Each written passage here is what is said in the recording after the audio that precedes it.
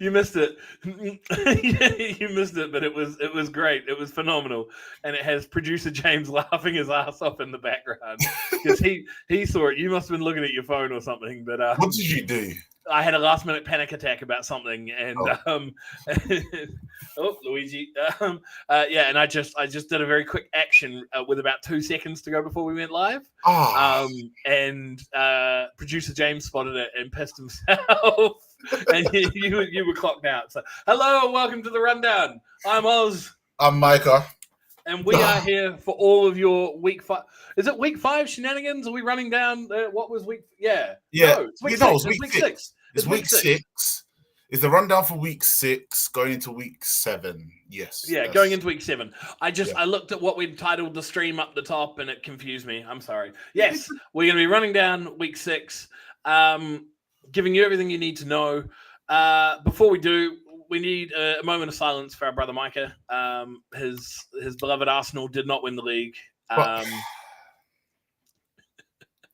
That's fine. Look, yeah, when you're waiting and praying for another team to win and score and do the business, then it's no good. You need to do it yourselves. We screwed up twice against West Ham and Aston Villa. That's it. It's done. The Premier League is over. We have the This Euro. This is why I don't support. This is true. I do support football in a way. Like I support the local team, but I'm not like a militant supporter.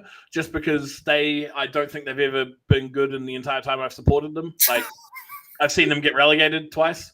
So I'm like, yay, they're winning games, yay! But my boys, Dallas Mavericks.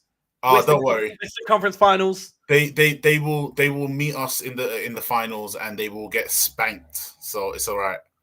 What, Indiana or? I'm a Celtics fan. Oh, bro, the Celtics. We are going to lose an hour if we start going down the basketball rabbit hole because we can talk about this after. The Celtics have had like the biggest Mickey Mouse run to the finals like of any team I can remember. It's ridiculous. Every time they play someone, their star is injured. So I'm not even going to like get out of here with the Celtics. That's not fair. Look, either way, you've got to go through it. So it doesn't matter how you get there. It doesn't matter who you beat. As long as you get there, that's it.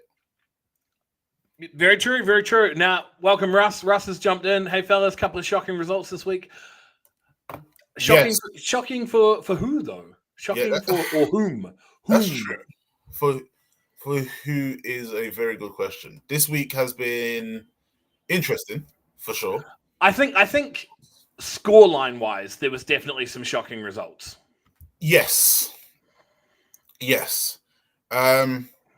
So I'll just get us all started anyway. So you went to a game? Did you go? Yes, I did go to a game. Yes, I did not. I went to no games. I worked all this weekend. So I had travelled down to Hertfordshire University to watch the London Warriors versus Hertfordshire Cheetahs. Jesus, yeah, nice. I forget that. It was a very hot day. I will say that for sure. But as bad as it was quite a dull game. As you probably saw from the score, not a lot of the starters did play, to be honest. So I was curious about this because I heard that the game ended prematurely due to an injury. Yes, it was. Oh my gosh! Apologies for that, mate. I didn't know the injury shook you so bad. Yeah, I don't know what happened. My internet just decided to say "see ya." No, so the injury, it was sort of one of those freak injuries where you didn't see where it happened, and it just came out of nowhere. So you was just like, "Oh, what's going on?" And then you look, you just see the player on the floor laying down. So the game ended up getting called because ambulance was going to take about up to 3 hours potentially to get there. So yeah, serious knee injury. I heard. Yeah, it was a knee injury. So Have we heard anything? Is he? Do we know?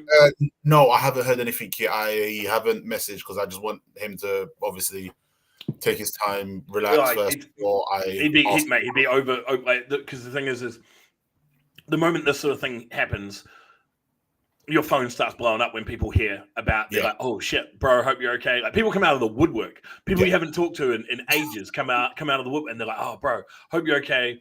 If you need anything, let me know." And then when you need something, when you're in your recovery 6 months later, no one's there. They're not there.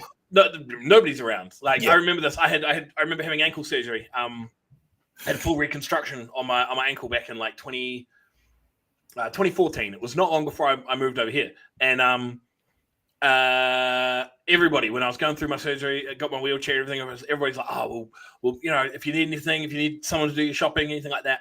And then I broke up with my missus about 2 weeks into recovery, and then real smart, right? And literally, like the only person that like I could like if I needed to do shopping or if I needed a lift somewhere, like there was like my mate who lived around the corner, and she was just like, "Yep." And she's like, I got you. But everybody else, I was like, "Yo, I need some help, people." Like I was literally on Facebook. I was on Facebook like 1 a.m. Like, "Yo, I got Macca's cravings. Who can take me to a 24/7 Macca?" And nobody helps Oz out at 1 o'clock in the morning. Where is everybody? It is 1 o'clock in the morning, so that was no. Fuck you. So, if you need anything, let me know. If you need anything, I needed McDonald's, man. At 1 a.m. At 1 a.m. It's got to be a bit more reasonable for that. Nah, fuck these reasons. I don't do. What part of me has ever done reasonable in the time that you've known me, my man? Like, that's a very good point. That is a very good point. Right. We've got sidetracked. 27-3 at the end of Q3, right? No, it was in the middle of Q3.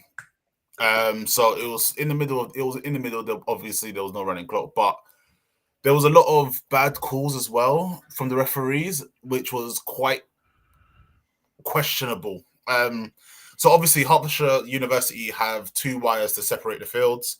And on one of the plays that got picked off by number 13, Kenichi, the referees called it as he got towards the end zone. The referees blew the whistle and said it hit the wire. But the issue with this with the plays is that you can hear the wire if it's been hit, and you can see it move. Yeah, and you can see it move. So it was just a question of, I think a lot of us were sitting there confused, and it was just like, what? And then there was a couple plays where a player didn't make a first down, but they got given the first down. Was it benefiting both sides, or was it a little bit one sided? Benefiting Hertfordshire. The bias comes out. The London bias comes out. No, it was. There's no truth, but it was.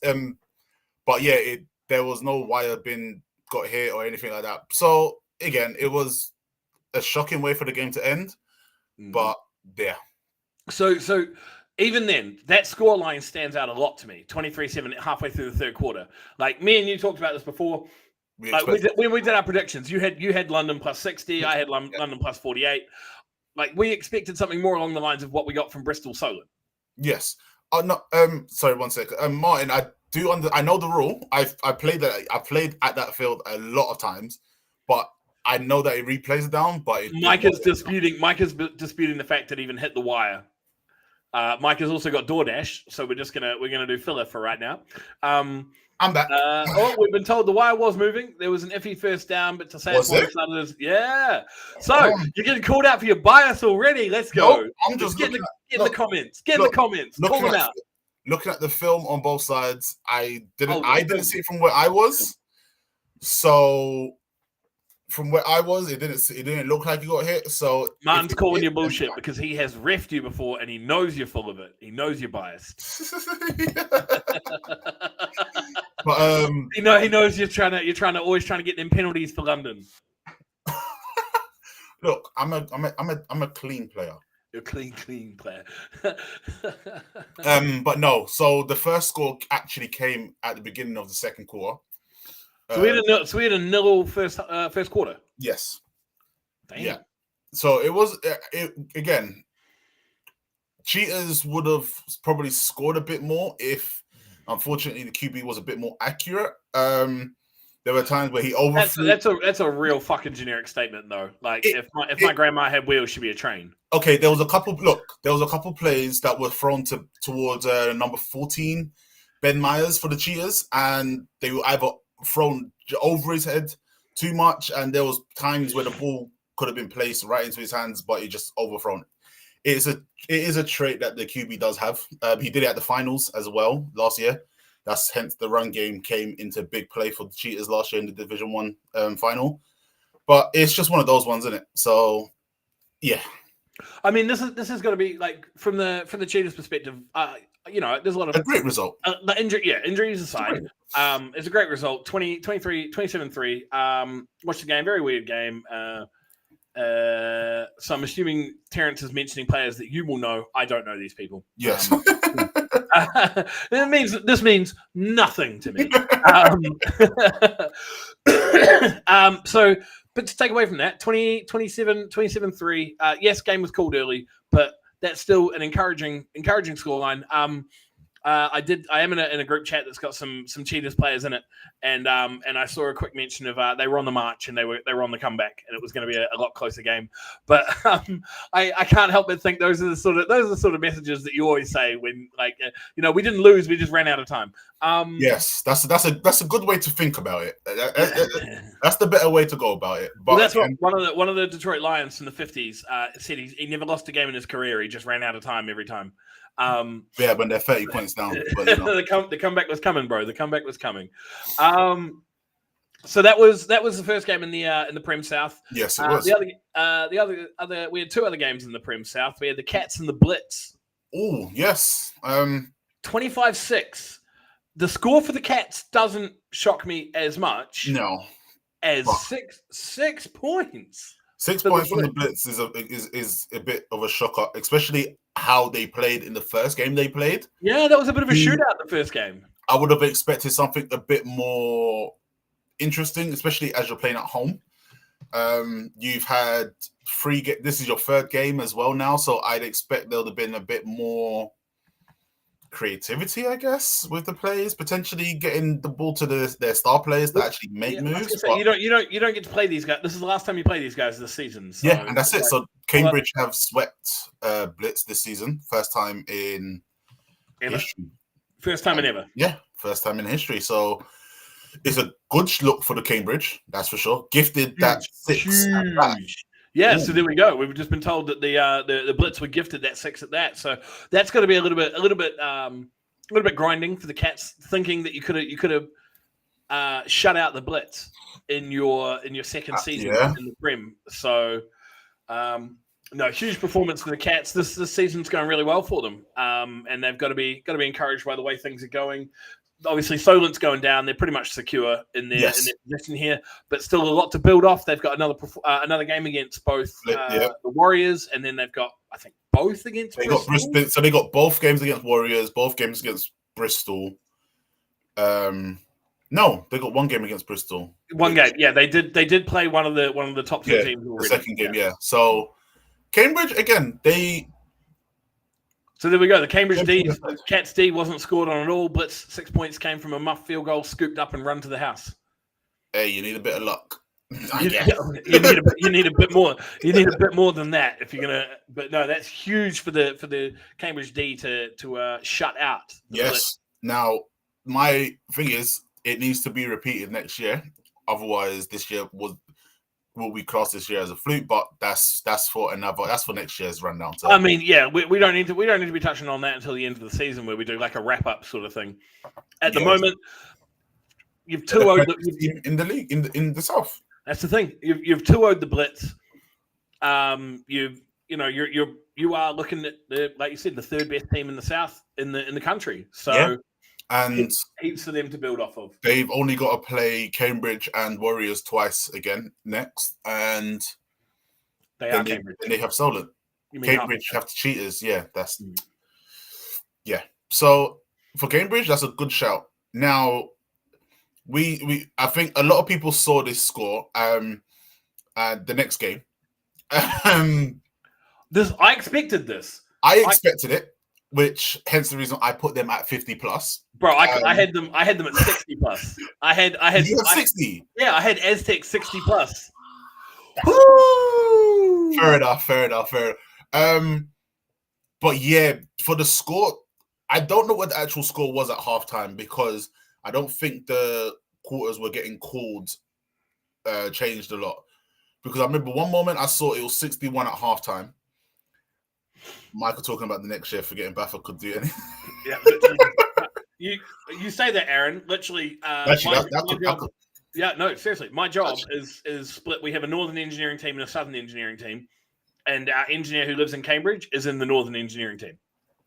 So Baffa can easily turn around and be like, "Yep, Cambridge in the north." But. So was there a possible of like a little bit of a red herring post that came out from the Aztecs saying that they might have put 60 up on them in the first half? No, so I was watching the stream, and obviously on the stream it said 61-0 in second quarter. Oh, so that's true. So hold on. That's true. So wait, so that was okay. So you only scored what 7 points in the second? Backups. Yeah, that is definitely backups. It is true, yeah. And that's not even your backups. That is your backups that are playing. But I would have. You've got the kit man. You've got the kit man suited up. He's running out there. You were doing everything you can to make sure none of your star players are walking away with injuries. Yeah, once you're up 61 and a half. And unfortunately for Solent, they have to play the second powerhouse they have to play the next powerhouse. Solent. So the thing is, right? Solent have got to be fed up with getting dog walked every week. Yes, 100%. But Jesus, like I turned on the stream and I looked at it. I was like, this can't be right. I drove home and tried to put the game on, and I saw the game was done. I was like, that's the thing. There we go. So Bartlett Fun has just said that the second half went so quickly. And the third team were in. So there we go. The backups were in. That's crazy. But mate, like if you're Solent, like you are just looking and going, right, when's the end of the year? Yeah. Like when do we get our Div 1 recouping? Because that is crazy. We did say this though at the start of the season. I literally thought they were going to get watching them last season, where they were getting thumped almost as bad as Kent were. I had no confidence coming into the season for Solent whatsoever. I was like, nah, not going to matter. Like, it's over for them. And it has been so far. They have gotten absolutely mollywopped every single week. It's only going to get worse because, again, they still got to play. They got Bristol that's going to travel to them. Yep. They've still got to play Warriors twice. And I would. And then this is the point in the season, right? People start booking holidays. Yeah. People start. I've got a niggling injury. I can't this week. So that's a grammatically incorrect sentence. You can't had a woman. That's women is a plural. So you either had a woman or you have women. Yes, it was. I'm guessing her number is, if I can remember correctly, her number is 26. I don't know what position she plays. I don't know if Lou plays for the Solent men still. I know she used to play for the Solent senior team. So Solent's at least always had one woman playing for them. So McClure's partner. Okay. Yeah, so his partner Lou has played before them for the past couple of seasons. You know, she's a GB women's representative. I think she might even be one of the GB women's captains. She can correct me on that if I'm wrong. But shout out to the ladies that are getting a run in the men's game. Doesn't matter if you're playing third stringers, you're getting on the field, you're having a run. Like we tend to leave the women's coverage to Tebbs because he does it justice. Like, I'm not going to sit here and pretend like I know enough about the women's game to be able to talk about it at length. Yeah. So there we go. We'll just make sure this is highlighted. Yasmin Amber Alexandra at the Cheetahs on the O-line Div 2 all the way to Prem. So there we go. There's another lady baller. She is the first woman to win Division 1 and the women's national final last year. Oh, that was a fun time for her as well. So Grace John is the baller for the Aztecs there. So shout out to the ladies and the male Prem that are getting on the field, showing their stuff. So always love to support the ladies and what they do. That will take us away from the Prem South. Should we head up the Prem North, where it was pretty much business. Aaron, absolutely. You're right. You wouldn't get on the field without earning it. Yeah. Doesn't matter what period of the game when it comes to Prem. If you're getting on the field, and especially in the Prem, like even in Div 1, if you're getting on the field, you're earning getting on the field, especially in the Prem. If you're setting foot on that field, the amount of people that will play in a Brit Ball season and never touch the field, and will never touch the field in the Prem. So it is a fucking monumental thing for these ladies out there balling it out in the Prem. Now up north. Yes. Business as usual, I guess, for all three victory teams. No shocks. No shocks. No shocking results. We had Tamworth going 33-0 against Merseyside Nighthawks. Yep, you did not make the same mistake you made last week. Of course not. I'm not going to be crazy enough to do that. I'm glad you didn't say you're not stupid, because I would have disputed that fact at times. I would put my middle finger. I was going to do something, but I'm not going to do it. So I think Millie's appreciating our props to the ladies for talking about how most like a lot of men just won't make the field in Prem. So if you're a baller, you're a baller. Doesn't matter your gender. Doesn't matter what fucking pair of chromosomes you got. Whatever. If you're a baller, you're a baller. Yeah, you get it done. You get it done, and that's what it's all about. There's no gender restrictions to being a baller. No. And then we had the rematch of Newcastle versus Edinburgh Wolves, which was a 27-7. A lot more comfortable for Newcastle this time around. Yes, not as stressful as we saw, and I did try to catch the stream a bit, but I think I got in towards the end, and they were doing handshakes. So tried to catch the stream. They were doing handshakes. Yeah, and then so first time around for these guys, they opened week 1, 23-14 to the Vikings over the Wolves. Much more comfortable victory this time around with the 27-7 victory for the Vikings.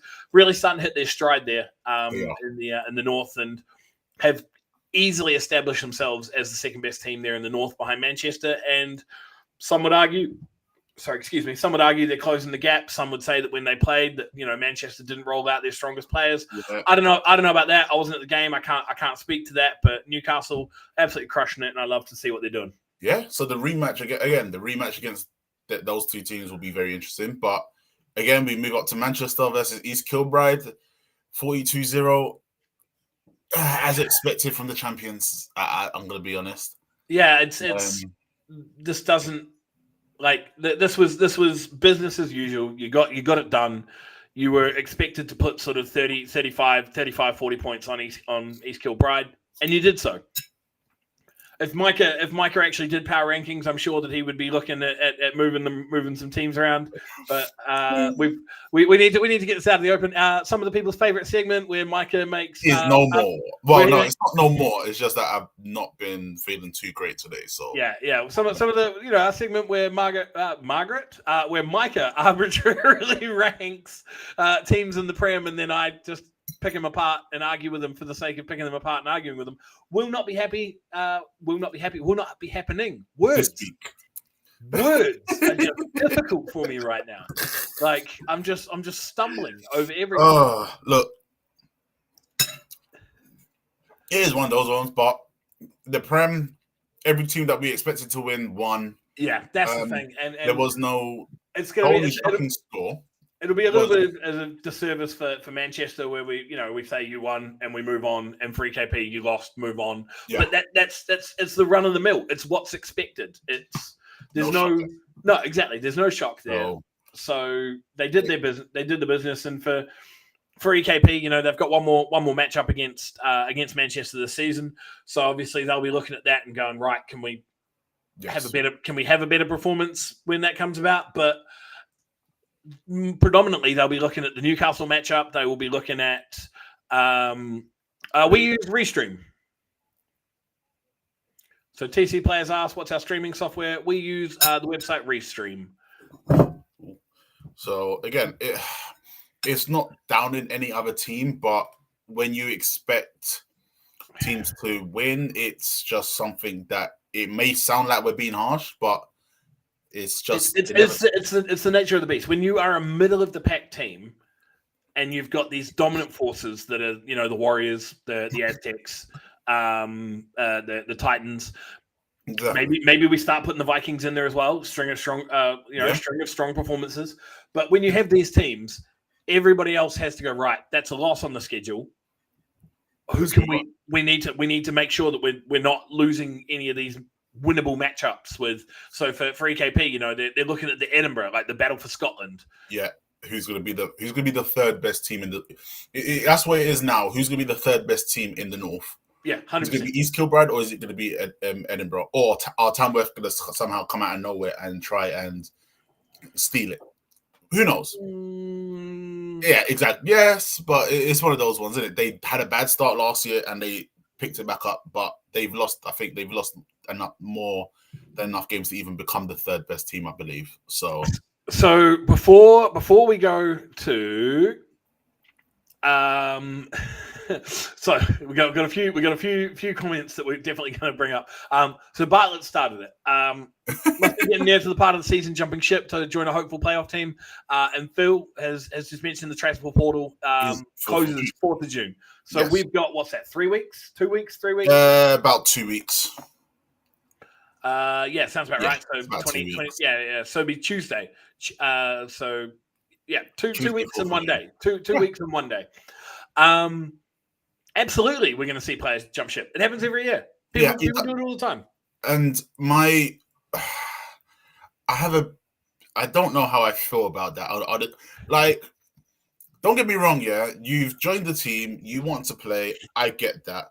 But there's a lot of people that will join a team and just be happy riding the bench and try and get to a player, which it's shit because it's like, why do you play the sport? Why do you pay? Well, they don't play the sport. Exactly. That's what makes it worse. Why do you pay to play and you know you're never going to touch the field?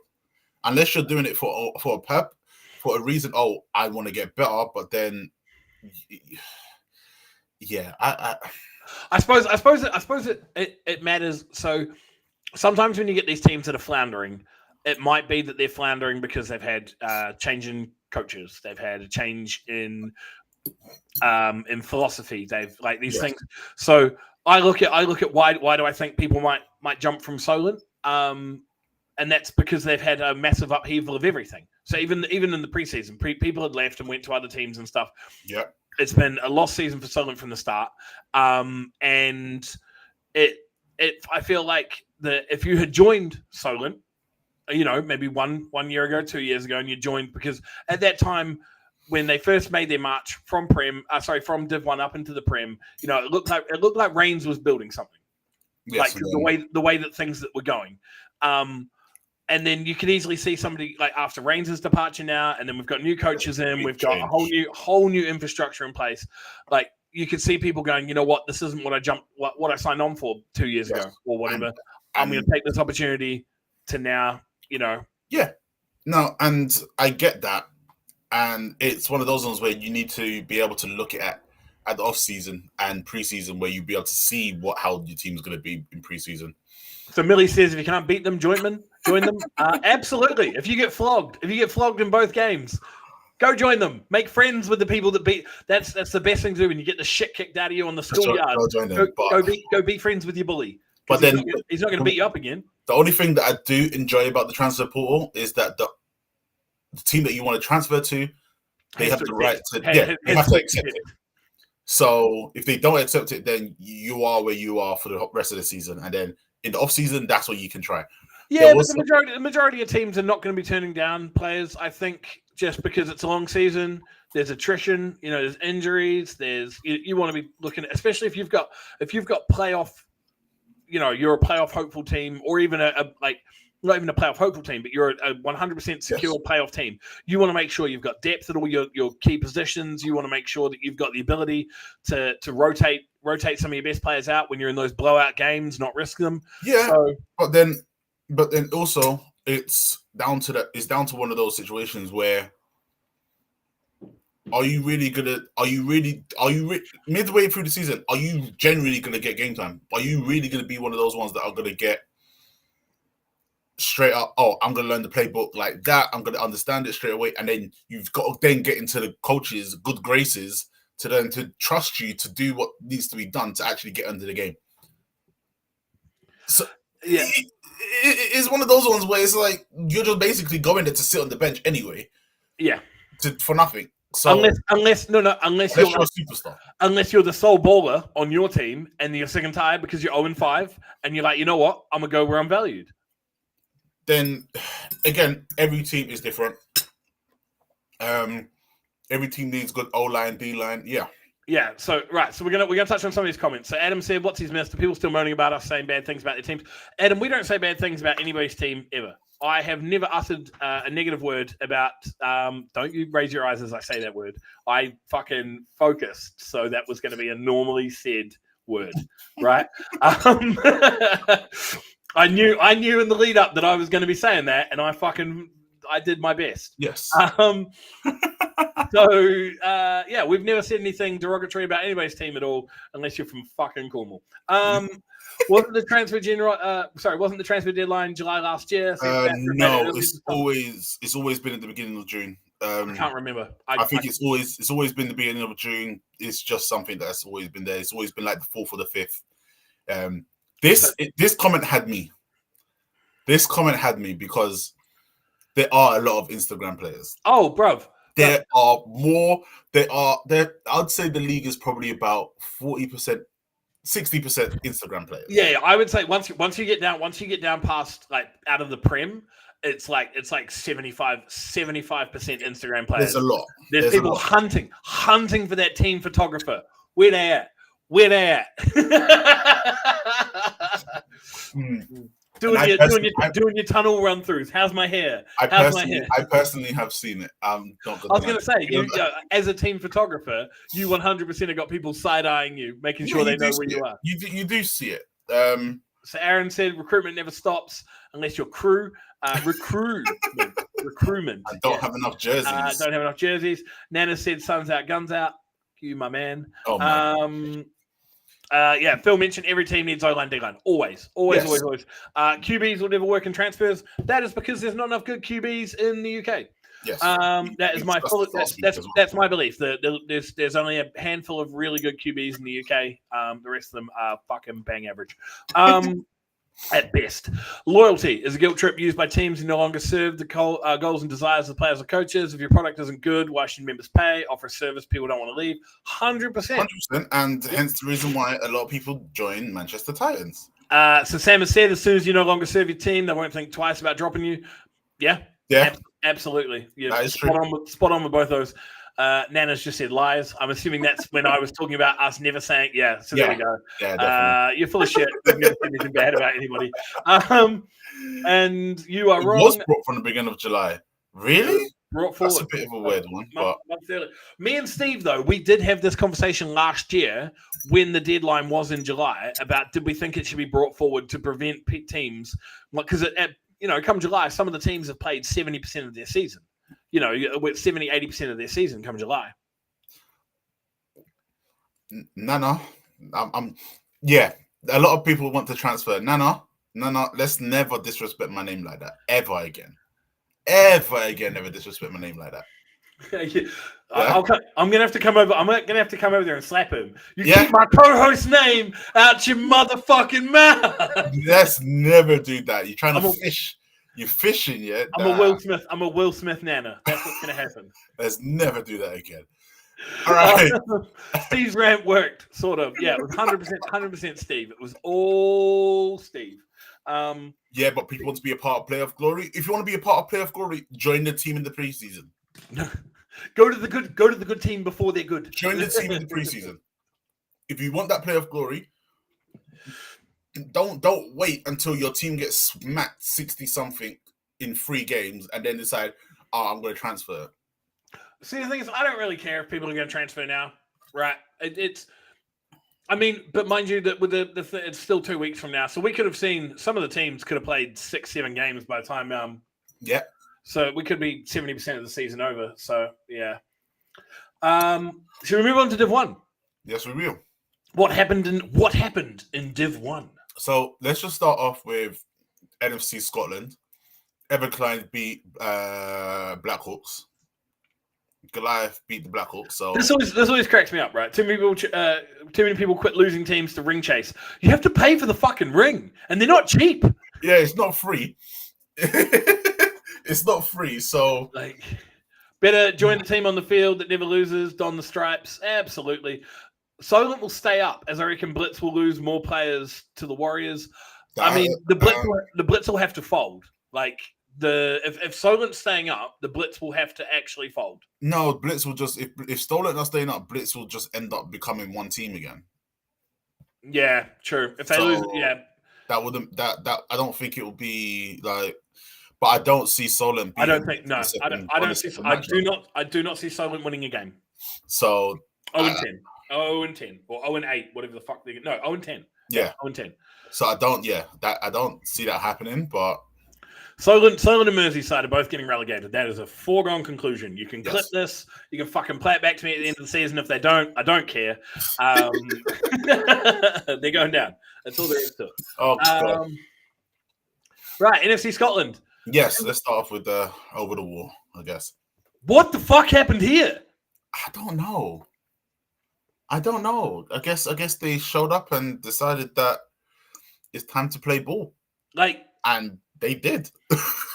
Inverclyde won. We expected Inverclyde to win, but I mean, I'm assuming that the Cat Treat Jar expected Inverclyde to win by a lot more. Yeah, so that I did. Well, I can't say whether I expected them to win by a lot more because I don't make the picks when it comes to Scotland. But I'm sure the Cat Treat Jar thought that Inverclyde was going to do a lot more. No, the Treat Tin is not undefeated. They lost one when they picked the Stags, I want to say. So yeah. Ooh. But yeah, congratulations, Inverclyde. I think they're undefeated at the moment, I believe. Yeah, they are. I think they're 3-0, or 2-0. No, at least 3-0, at least. Yeah, they're 3-0. They're 3-0 now. Yeah, 3-0, yeah.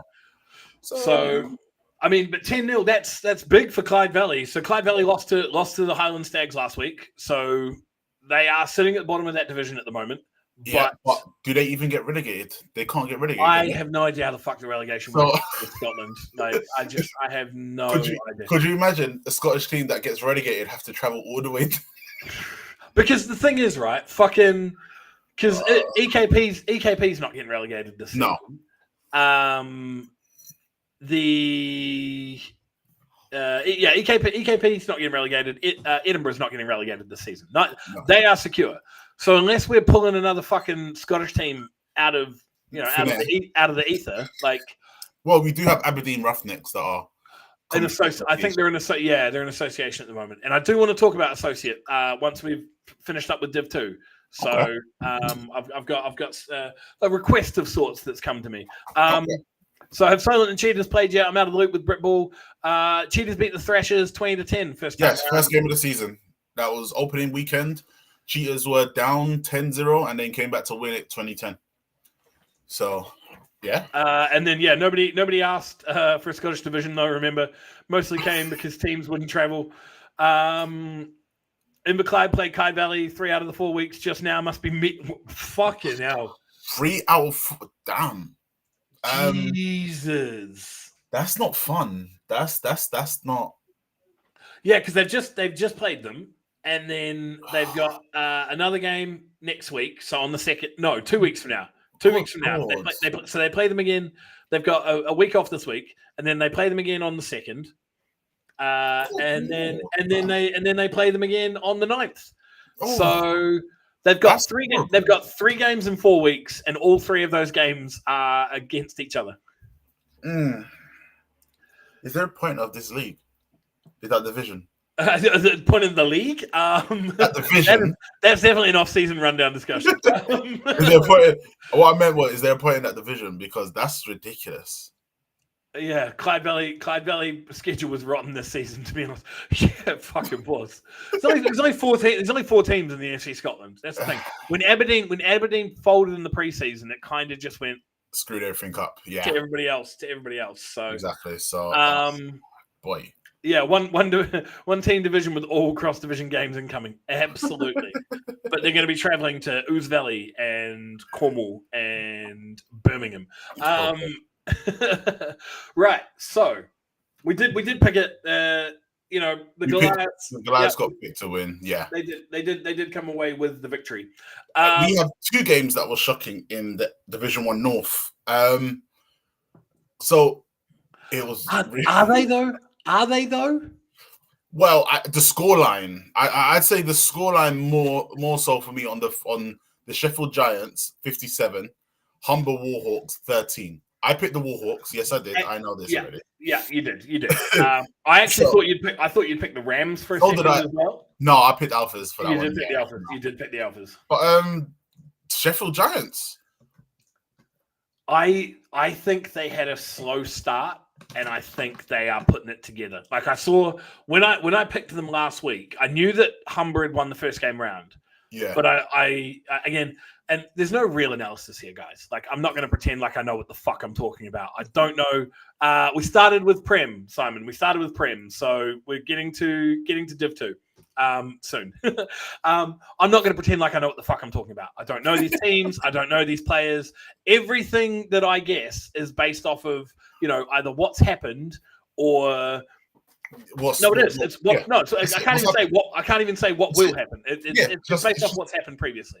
But so apparently Sheffield has a QB now rather than a wide receiver who throws. That is always a plus. That's always great. In a fucking competition where there's very few QBs, it's always very good to have one.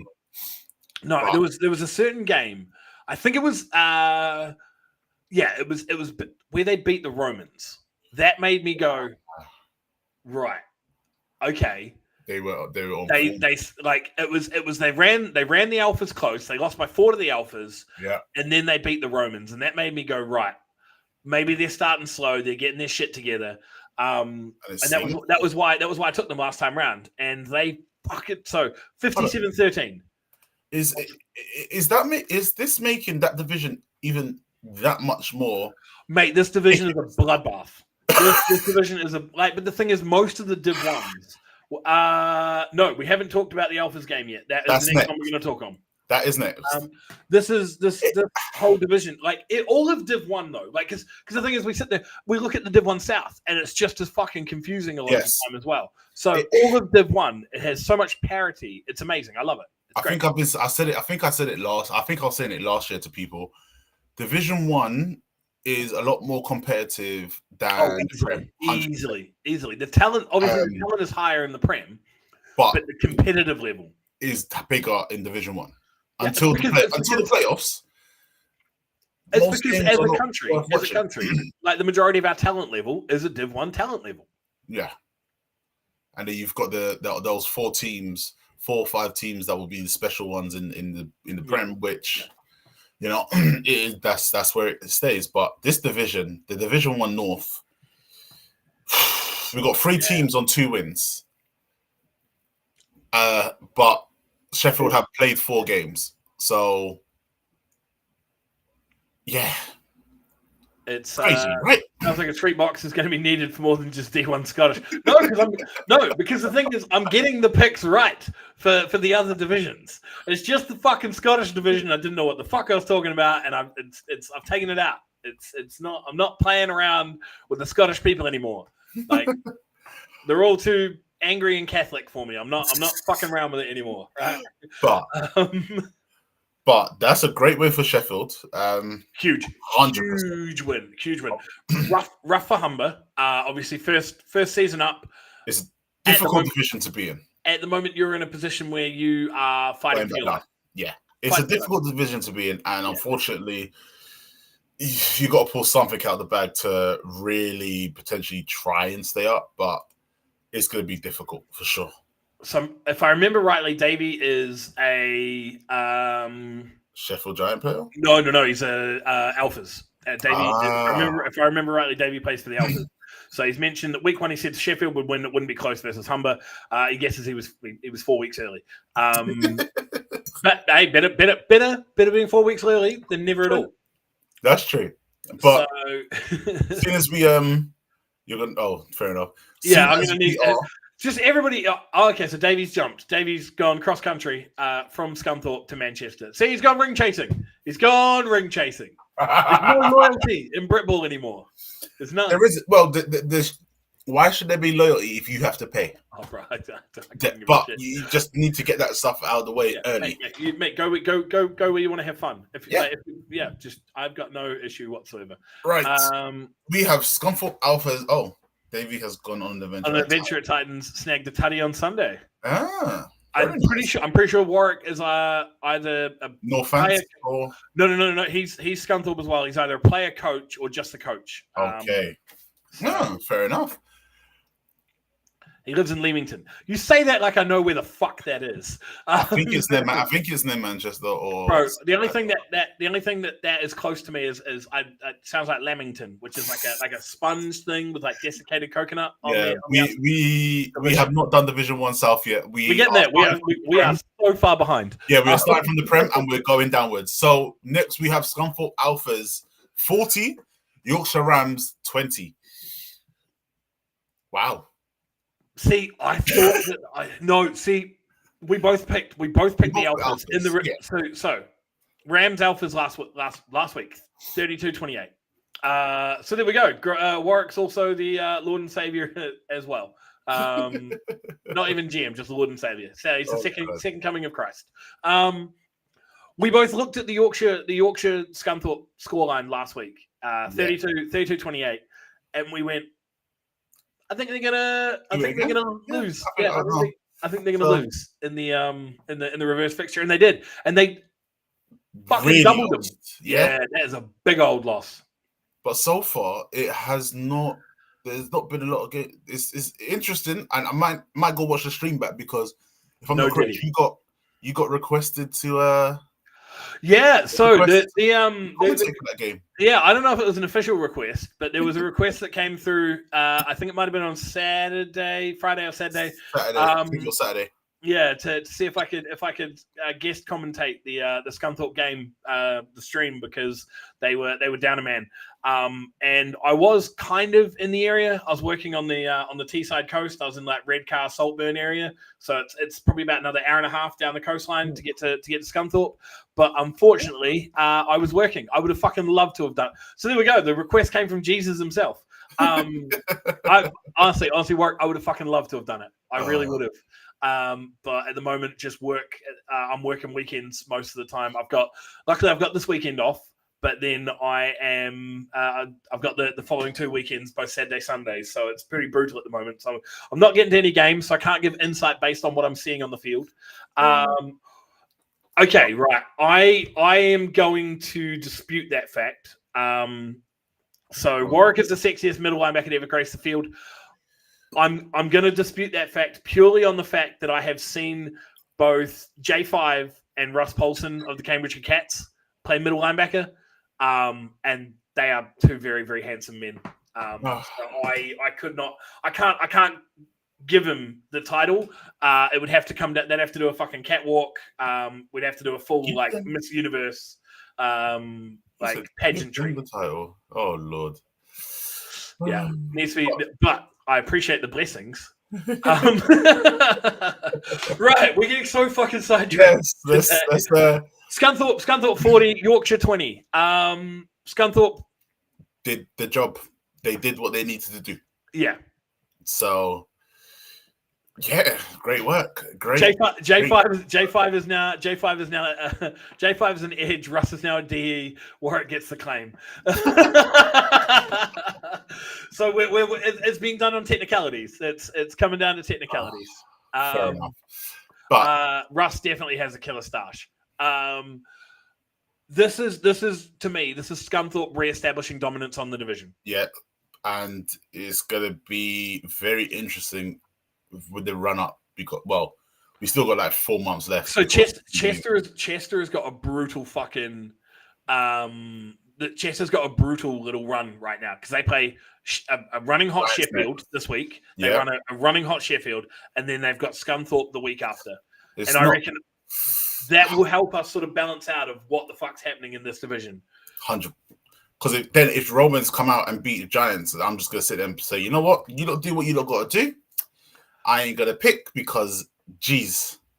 Oh, Right. That's see you later. Just block that off. okay, cool. But yeah, no, it's gonna be that division is gonna be very interesting and very fun for those. Well, yeah, for those players. Not for all the teams. Not for all the teams. not Humber. Not for Humber. But you know, it's a part of the game. You know, you learn from it. If you get relegated, you fight to come back up the next year and keep the process going. But let's move on to Division 1. Shall we? Yeah, we'll bump on. Yes. I'm not that surprised by this result. So we had Shropshire Revolution 0, Nottingham Caesars 28. I'm not shocked by the results. The scoreline I thought would have been maybe a bit bigger. See, I thought it might be a little bit closer. Really? Don't get me wrong. I didn't think Shropshire would score, but I thought they might hold Nottingham to a little bit less. I thought it might have been maybe like a 3-score game, like maybe like a fucking 18-0 or a 21-0, something along those lines. Yeah. Nottingham, from what we've been told, their defense is next level. Yeah. Yeah. So there we go. Estelle said that Notts didn't score to midway through Q2, so. That sort of ties in with. I thought Shropshire might be able to hold them for a little bit, for a longer. So there we go. Only one TD in the first half. That was my thought. I thought they were going to be able to hold. That they were going to be able to hold. Okay, so the defense of Shropshire were able to. But I wonder if the inadequacies of the Omen. Sorry, I've just seen linemen, so I have said Omen. Revs only had 5 linemen apparently. Yeah, so I wonder if the inadequacies of the offense led to essentially a tied defense come sort of third, fourth quarter. Which is where Nottingham was able to. But let's not get it twisted. Don't hear what I'm not saying. Nottingham are the best team in this division. Yes. Nottingham are the best team in this division. Nottingham are arguably the best team in Div 1. In Div 1. Div 1 North. Yeah. Ooh. Yeah. I mean, it'll be close between them. I don't see it being close between them and Chester. I think it'll be close between them and Scunthorpe, but I still think I'd probably take Nottingham at this point. Yeah, Nottingham have the numbers. They have the right facilities as well. I think, from what I'm hearing, they have like 60 plus at training during the weekdays as well. Damn, on a weekday. And then I'm guessing it'll be a lot more on the weekend. So again, that is true, Millie. Nottingham are a Prem team. They're a Prem team in Division 1. It's unfortunate that they ran into Northumberland last year, who were a Prem team in Division 1. So yeah, again, we expect Notts to be up there next year. But we still got a lot of football to do. My assumption is that Notts replace Merseyside. Yes. Yeah. And I do not think Merseyside bounce back up. I think Scunthorpe are the team afterwards. Okay, so Notts had 276 yards and 3 touchdowns by halftime. That's That's not what we got told. Oh, in the second half. Second half, yeah. Oh, okay. Wow, but 276 yards and 3 TDs by halftime. Notts D. So Russ is telling us that Notts has solid D. That D wins championships. Don't sleep on the Alphas. Much improved outfit this season. Would love to get a rematch between Notts and Alphas this year. It will be. It'll be a rematch. It will be. Yeah. That will definitely be in the playoffs. I don't even think. Well, it just. Ideally, both of them will win out on their division. Best case scenario, both of them win out in their division, and that is the final. That is the Northern final. Northern final, yeah. Them. Yeah. Be interesting to see what happens to the Notts training numbers when uni students go home. Well, not necessarily, because most uni students' contracts are for a full year, so they move in September, and they don't move out until August, at the end of August. So they most likely will probably end up staying. That's what. When's playoffs? Playoffs are in September, but then if they're still studying, they're just going to be there anyway. So I don't know enough about university and schooling in the UK to comment on that, so I'll leave that with you. Yeah. Right, Div 1 in the South. Now, so we're going to go for Blitz B versus Norwich Devils. Blitz B 26, Norwich Devils 18. So, are Norwich Devils getting better? So we've just been told. Look, for the Notts, a lot of the players aren't uni; they're all adults. Okay, there we go. So a lot of the young players are all recent grads. So there we go. So, the uni players have all gone home. They've all gone home, and they're back as adult players. Moving on. 26-18. 18. And Norwich were leading at the half. Are Norwich getting better? Of course they are, because we were told. No, don't pull that face. Don't pull that face. No. We were told right at the start of the season that Norwich's biggest problem was they were all rookies, pretty much. They were a young team with such a because most of the veterans, you said it yourself, most of the veterans had left and gone to Cambridge. Yes. We were told they were a young team. There was a lot of rookies, guys learning playbooks, learning everything. You know what? We can just throw everything I just said out the fucking window. Like everything I just said. Americans rejoin Norwich. Yeah. No. So wait, so did they leave Cambridge, or have Cambridge kept most of the players that left? See. Yeah, so everything I just said, just none of it fucking matters. I was talking up my ass. The Americans came back and the team got better.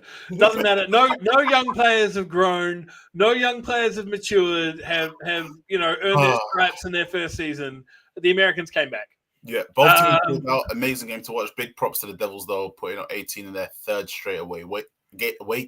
Their third straight away. And 5 in 6 weeks. So 5th game in 6 weeks. Next game versus the Exiles should be brilliant. So some of the Americans that weren't starting for the Cats left and went back to Norwich. Okay. Versus Norwich, very close. Norwich had 24 players and balled hard for the whole game. Wow. And LL Cool P just says 5. I'm assuming 5 Americans. I got 5 on it. Norwich getting the Americans back from base, apparently, which just highlights the fact that most teams that rely on Americans for bases are shit with that. See, now, ideally, if you have Americans, I'm not going to lie, I'd probably have the Americans sort of running the practice as well, get everyone up to speed, giving them the little... Yeah, but their schedule is ridiculous. They've traveled... Yeah, you know what? Yeah. Micah, get to games. Norwich have had Americans for the last 3 games. Really? Hey, from what we've been told, no one corrected us. The fact that no one corrected us, so that's where that runs, isn't it? So, Aaron's having a whinge. 4 away games in 5 weeks. 5 games in 6 weeks. Look, at least you get them out of the way now. No, but you're playing ball. You get the away games out now, so then everything else is at home. No, it won't be. Everything else will be fucking. You'll have 3 weeks between. If you've played 5 games in 6 weeks, you'll now play 5 games in 10 weeks. Like for the last, that's not exact maths, but yeah, but I get what you mean. If you've had a game heavy schedule at the start, the back end of your schedule is going to be light as fuck. It's going to be boring. It's going to be boring. Like But we're sitting here clamoring. We're clamoring for more games, right? We're saying we want to play more games. We want to play more games. And then when you have 5 games in 6 weeks, you get fucking bored. Like what? Not even bored. 5 games in 6 weeks, you're whinging about it. No, like what is going on? Like this blows my mind, right? Because the only thing I can use for comparison is rugby. Right, like in New Zealand, because in England, like when I played rugby in England, they still have these massive gaps of like 3 weeks, 4 weeks between games, and I didn't understand it. In New Zealand, like we had a competition of 17 weeks, and you would get a bye week either sort of early or mid, and then if it wasn't your bye week, you were fucking playing week in, week out, week in, week out, week in, week out, and that was it, like all season. Because ideally, if we did that, then our season would finish in August, which... Yeah, but obviously, like for that to happen over here, I mean, it's a lot different for rugby because they have, fucking 1 ref. Yeah. it's like unless you're playing like it was, even when I was playing Prem level for rugby, it was 3 refs. You have 1 ref, 2 touch judges. That's it. So whereas for football, we need a lot fucking more. But yeah, so Steve's just mentioned that Norwich's last game is 23rd of June. That's massively condensed. That's very. We're gonna end up digressing into. Yeah. So Aaron's just mentioned complaining there's 3 games between now and the end of August. It's just fucking. Yeah. You're right. Touch judges aren't even proper refs in rugby. Most of the time, they are junior refs. For like in New Zealand side of things, it's guys that are like in the process of becoming real refs. So, to shorten the season, we would need another 55 officials available each week. Do we even have 55 officials available anyway? Like, no, it's wild. I don't know. But we've digressed. The Blitz beat. Yes. They beat a resurgent Norwich team that has their Americans come back. Yeah. So now it will be harder to pick what's going to happen when Norwich plays, because now we can't just go, well, Norwich is bad, they're going to lose. Yes, so Americans. So again, Blitz have beaten Norwich. They've done the double over Norwich this season already. So you got to be happy about that. You've managed to beat them before they're American. they started to go. Yeah. But yeah, no, that's good for the Blitz B. So they will be staying at this moment in time. They will be staying in Division 1 anyway this season. So that's good for them. But the next game is what shocked me the most when I saw this scoreline. Kent Exiles 13, London Olympians 21. We did hear, right? I don't know if it was Nana who mentioned it, but someone came in here last week and said that the Exiles are putting things together, and that it was going to be an exciting couple of games to see for them coming up. Yeah. So there we go. The fucking 77 eyes from Nana. So it must have been him last week that mentioned that the Exiles have been putting things together. Yeah, and I'm not gonna deny it. The way that the Olympians played against obviously the Kent Exile, the Mavericks, and everyone else, I expected them to do something probably a bit more but Kent Exiles, you lot are definitely building, and it's going to be interesting to see how you lot and now all it means is this division goes from where we thought we had a clear top and a clear bottom. Now it's just a fucking because if Norwich has got their Americans back, right, they're at the bottom. They're 0-4 at the moment. Yes, but if they've got their Americans back, they're no longer a walkover. They're no longer the free win that they were at the beginning of the season. No, so then now it's just going to be one of those. Okay, let's see what happens. So now you've got the Olympians there, you've got the Blitz B, you've got the Mavs, you've got the Exiles, and you've got the North. I'm gonna have to. You're right. I'm gonna have to get a treat tin for this because I got no fucking idea what's gonna happen in this division. Gosh. Oh, apparently there's 151 qualified officials. That sounds like a lot, but at the same time, it sounds like next to fucking none. Yeah. When you think about like the 17 games that we try to have each week, that seems like a lot, but at the same time, it seems like not a lot because it's not just senior ball. There's ladies. There is under 19s, under 16s. I'm assuming there's a lot of crews that do double headers, double headers and stuff like that as well because the junior games tend to play earlier, but still. Yeah, it's not enough. It sounds like a lot, but it also sounds like not a lot. But if I'm also correct, we both picked Blitz B and we both picked Olympians to win. So we did. Right now, through so far from the Prem down to Div 1. I've only got one loss, I believe. I haven't picked any wrong, and you've picked one wrong. Yeah, I picked Humber. Humber was my only loss. That's about to change. Well, we have Division 1 West. Bristol Apache 26, Somerset Wyverns 7. I trusted you, Somerset. You fucked me. Well, you did me dirty, Somerset. No, there's no perfect week this week at all. There we go. You did me dirty, Somerset. I thought you had it in you. Now this looks Bristol's undefeated. What was I doing? This looks normal. This just looks normal. The scoreline looks normal. Yeah, it does. And Bristol, like I was high on the fumes of Bristol struggled the last couple of weeks. They haven't looked good. Now they're back up to and running exactly how they should have been. I guess. You fucked me, Somerset. You absolutely fucked me. But as expected, we expect Bristol to make playoffs.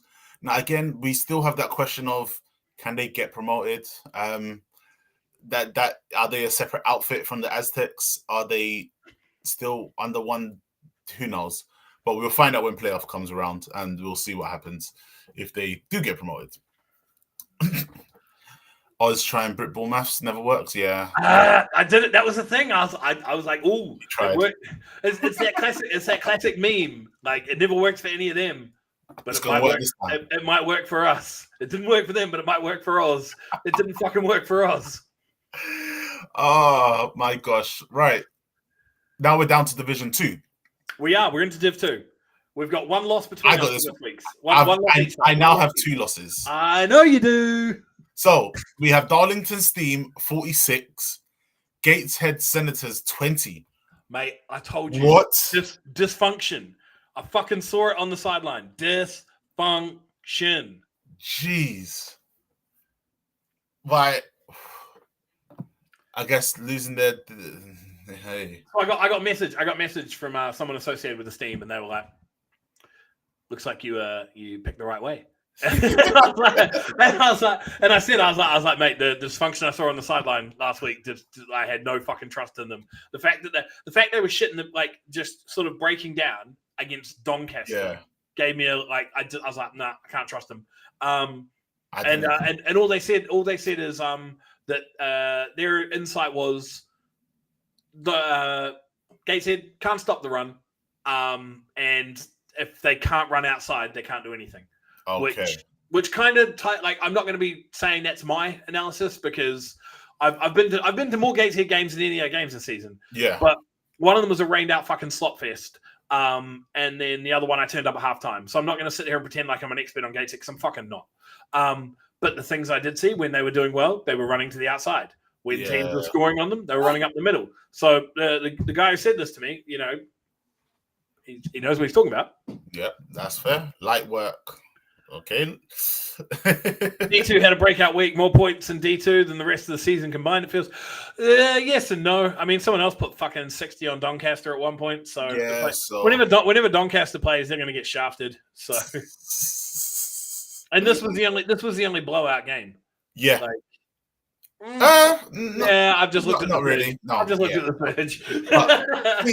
see, as we're doing that one, Division 2 West. Staffordshire Surge 32, Lee Miners 8.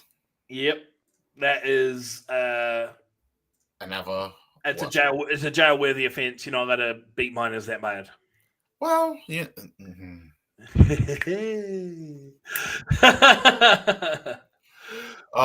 Surge defensive shutout. Yeah, 100%. Yeah. Donut. No points scored. No. You seem confused by this. Yeah, because Lee scored 8. So I'm kind of confused. No, they didn't. Lee scored 0. On Baffa, it's 32-8. On us, it's 32-0. Oh, you know what? Whatever gets updated, that's the right one. Screw it. I'm trusting our website. Yeah, over Baffa. I don't know if that's right or not. I don't know what's going on there, but that okay. Yeah, Surge. I think we both picked Surge for this one. A pick for Lee and a safety. Yeah. So. Right. So it was a pick 6 and a safety. So it was 32-8. Right. Yeah. Okay. Oh God, but yeah, we both picked Surge for this game. But the reason they're saying defensive shutout is because it was a pick 6. It was a pick 6. Yeah. It was a pick 6 and a safety. So defense still allowed no points. Yeah, business. It's mate. Honestly, this was expected from Staffordshire. They would have been coming into this game feeling confident. They're looking at promotion right now, and and that's what we expected, and we should potentially see them back in Division 1 next year. That division isn't really the strongest. They're probably the strongest in that division. They're easily the strongest in that division. Yeah, like I look at the rest of that. Like Samwell, it's like cool. Samwell should make playoffs. Lancashire, I have no trust for whatsoever. Yeah. Neither would Lee. Like it's just I look at both of them and it's just fucking. That's it. It's done. So yeah, congratulations. So Scott's just mentioned wouldn't be amazed if the wait. I'd be amazed. Right. Okay. Sorry. Oh, I'd be amazed. I'd be amazed if Surge didn't win. Yeah. I read. I wouldn't be amazed if Surge won. Yeah. So. He's right though. He's right. It would be. It would be pretty. I mean, it wouldn't be a big shock because it's them and Darlington. Well, I don't know. Mate, Darlington literally just fucking slapped their division rival. Yeah. They kicked the shit out of them. Number 11 for Surge was on fire. I mean, I can't add him to Oz's ballers because I haven't seen him play. Darlington literally just kicked, like, not only like their division rival, it's their closest rival as well. Like there is a big rivalry between Darlington and Gateshead. And that scoreline for a rivalry game is a rivalry game again, and it's a team that's had multiple 50-point performances this year already. That's the thing. Darlington had put 50 on Doncaster both times they played them. And they just come off a 60-point performance, and they still got slapped. Yep. So that's. And I'm probably not going to be allowed back at Gateshead games after talking like this, so I'll have to go stand on the opposite side. Oh gosh. But seeing as we've, done with Division 2 up north, the South Division 2 East. The combination, the team that combined and mate, two bad teams make a good team. It's the math works out. Essex Tridents 27, Ipswich Cardinals 0. I am so happy I went with the Tridents. Yeah, we both did. We both did. Two bad teams make a good team. Yeah, I guess Cardinals. Cardinals were just a one week show up and no. See, I don't think that's fair. I don't think they're a one week wonder. What you think Essex are just that? Good? I think Essex are that good. Okay. I don't think it's fair. I don't think it's fair that to call them a 1 week wonder. I think Essex are that good. I shouldn't be punished for being honest, but I am. I consistently am punished for being honest. Well, there's fair enough. Actually, let me know. Because I'm rude. Trident showing Corn Bay. Yeah. Trident showing Corn Bay either way. So there we go. Yeah, 50 plus personnel on the sideline for Essex. Two bad teams make a good one. When you have two teams that are combined, you take the players from both teams, push it together, you make something good. So mergers work. But we do have a funny. Trident's very strong on the ground with an aggressive defense. Lovely. Because the thing is, right? We sit there and we joke two bad teams make a good team. Both the Spartans and the Sabres were bad for one season. They had one bad season last year. Before that, both of them were good teams in Division 2. Yeah. So Scott's just mentioned that Cardinals had several injuries early on, competed to the final whistle, went to a running clock about 10 minutes into the fourth. Lots of Essex players, low Ipswich numbers. So you got 50 plus on the sideline, your opponent's rolling out 24, 25. That's the attrition's going to take over. Yeah, that's true. Well, we've seen that happen already this season, and the scoreline. It's a war of nutrition, Micah. It's a war of nutrition. But we've seen that happen, and the scoreline wasn't that big it wasn't a big score in that game either. Stallions versus Hornets, 24 against 50 plus. Don't fucking talk to me about the Hornets. I don't want to hear about them. All right, cool. We're moving on to Division 2 West. Yeah, I went the wrong way. We had Berkshire Renegades 21. Berkshire, like a tree. Bro, it's literally just South London. It's just south of London. It's here. How are you getting corrected on English by a foreigner? I don't care. I read it how I see it. Leave me alone. 21. Swindon Storm 14. Yep. Yeah. I got this one right. I am taking no questions at this time. But I think the one that I was really looking forward to this one. We had another Inter-divisional match. So the thing is, Aaron's just said Ipswich and Norfolk could combine to be the Norfolk Tractors. I don't know if Ipswich would be comfortable. Are they even close enough? Well, yeah, because Ipswich is in Suffolk, Norwich is in Norfolk. They're on the same coastline. They're in East Anglia. I don't think Ipswich would be comfortable playing under the moniker of Norfolk. I think that would be a bridge too far. It'd have to be a completely different team not named whatever it is. It'd have to be like it'd have to be like Norsaw or some shit like that. Like or Suffolk. No, because that's the thing. It couldn't be Suffolk because then Norwich wouldn't play under the moniker of Suffolk. So that's the thing. Because they both end in folk or fuck. Why did I pull that face? I literally swear. I don't know why you pulled that face. I was sitting there confused. I just got shocked that I said fuck, and then I was like, wait, I actually say fuck as a normal word. Why am I freaking out right now? Neither team would operate under like Norfolk or Suffolk as a fucking as a moniker. So it would have to be it'd have to be like I don't know, like East Anglia or something. There we go. Yeah. Chewy. Fucking mind meld would have to be East Anglia, but neither team would do it. Mid-folk, mid-wits. Oh. The mid-folk, mid-wits. Look, Aaron, just stop. To be honest, like I think a lot of teams should combine because it will make the product a tad bit better. But hey, it'd be great. It'd be great because we'd have more officials to go around. We could play more fucking games. We could play more games. So it would be more beneficial. But hey, people have their pride and want to go create a new team out of nowhere. But we are doing a disservice to Berkshire and Swindon. Yes, we are. Yes, we are. Don't ask me why I picked Swindon. I don't fucking know. I don't know why you did. I was kind of confused when you did it. I was like, okay, I can catch up then. This is making it easier.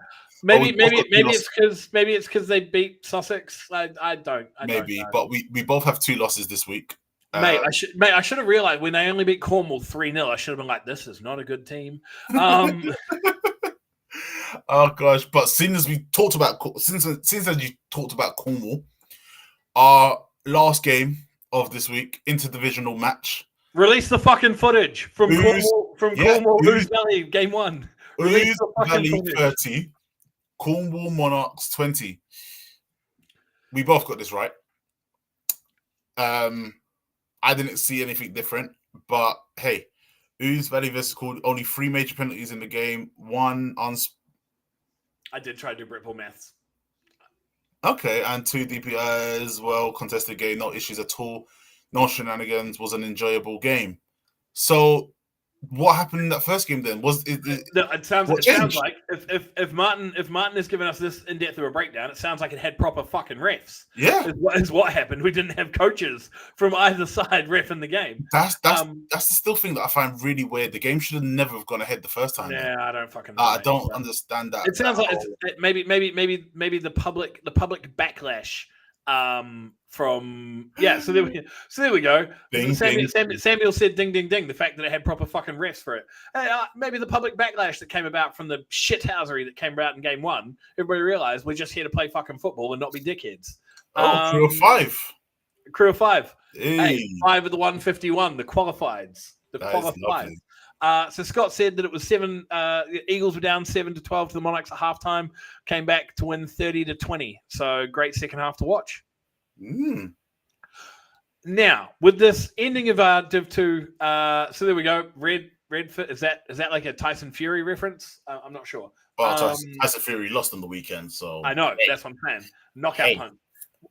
He got saved. It shouldn't have been a split decision. Usyk fucked him up. Yeah, I don't know where that came from, but hey. Now we're at Div 2, and now we're into that sort of area of the country talking about the Deep South. There's been a call to arms. I've received a message from someone associated with the Plymouth Vanguard in the associate status. Ooh. And they are struggling to fulfill their home fixtures because they have had, I'm going to read this verbatim. So Plymouth want to get into the league as they know they have something great going down. This is their words, not mine. We want to get into the league as we know we have something great growing down here, and the Southwest beyond Britball and Taunton have been a wasteland for so long. I could have not read that verbatim because I've been saying the same thing. Once you go south of Bristol, like football in that area is just a fucking shit show. But they've reached out and they've asked that they're trying to get their associate games played. They've had 3 games cancelled. 3 of their associate games have cancelled due to either teams pulling out or lack of officials. They've reached out to a number of teams and have an away game organised, but they do need to host another game in Plymouth. Plymouth is basically Corn Bay in disguise. Cornwall to Ouse Valley is mad, over 300 miles. Right, so if you are associated with a team, right, And mate, I'm going to say it to some of these teams that have got their fucking schedules ending in early June, in late June, early July. Yeah. If you can, I know it's a fucking trek to Plymouth. Schedule a get in touch with the Plymouth Vanguard. You can reach them via their Facebook page. Get in touch with the Plymouth Vanguard. Help them out with their because the thing is, we need more good teams in Britball, right? And the thing is, the associate process, as much as I shit on it, if done properly, it can fucking work. So so he's Apache hosting Plymouth. The Apache already hosting Plymouth. It needs to be a home game. Plymouth have to host a home game for to complete their associate status. Will they pay travel?